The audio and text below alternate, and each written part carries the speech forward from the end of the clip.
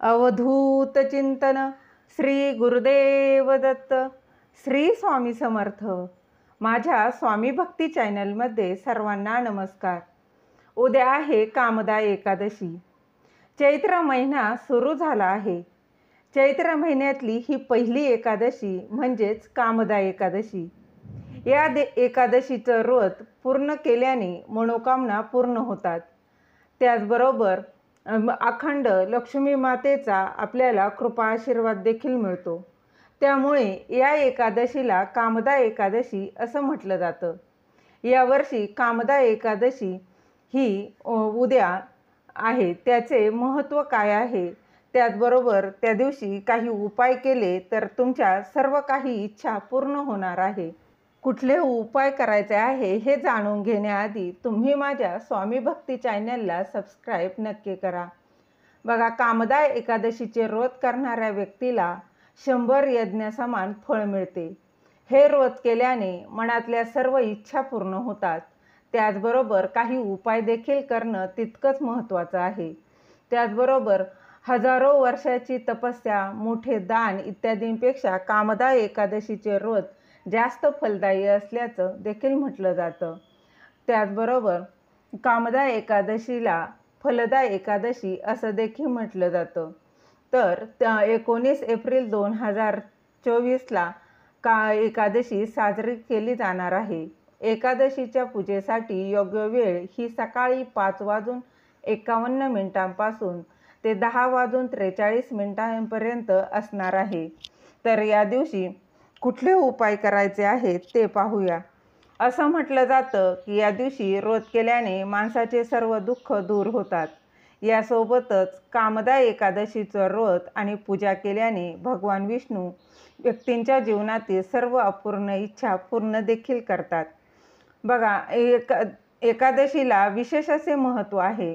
प्रत्येक महिन्यात 2 एकादशी येतात. प्रत्येक एकादशीचे वेगवेगळे असे महत्त्व आहे. एकादशी व्रताची मुख्य देवता म्हणजे भगवान विष्णू, कृष्ण किंवा त्यांचे अवतार, ज्यांची या दिवशी पूजा केली जाते. चैत्र महिन्यातील एकादशीचे व्रत विशेष महत्त्व असून त्यामुळे मन आणि शरीर दोन्ही देखील संतुलित राहतात. यापैकी एक म्हणजे ही कामदा एकादशी. या दिवशी व्रत केल्याने माणसाचे सर्व दुःख दूर होतात. यासोबतच कामदा एकादशीचे व्रत आणि पूजा केल्याने भगवान विष्णू व्यक्तीच्या जीवनातील सर्व इच्छा पूर्ण करतात. यामुळे या एकादशीचे एक नाव हे फलदा एकादशी आधी सांगितल्याप्रमाणे आहे. तर बघा, कुठला उपाय करायचा आहे ते मी सांगणार आहे.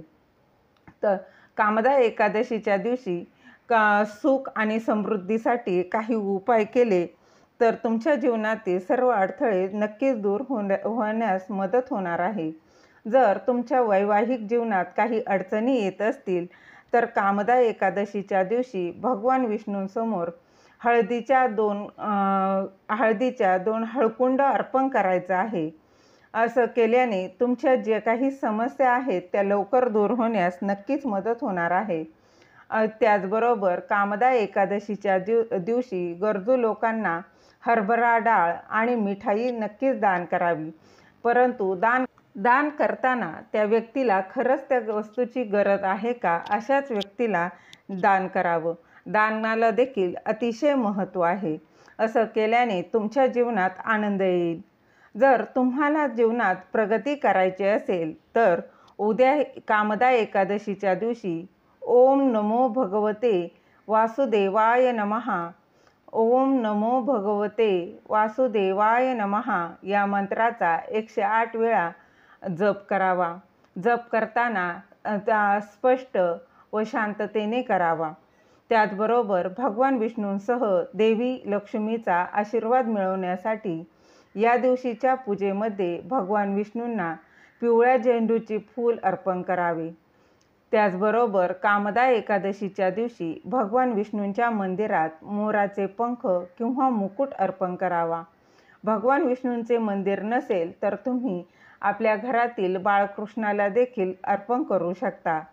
असं केल्याने तुमचे दुःख दूर होतील आणि तुम्हाला सुख समृद्धी देखील मिळणार आहे. झालेली सेवा महाराजांच्या चरणी अर्पण करते व दिलेली माहिती तुम्हाला आवडली असेल तर लाईक करा, शेअर करा, सबस्क्राईब करायला विसरू नका. श्री स्वामी समर्थ. जय जय स्वामी समर्थ.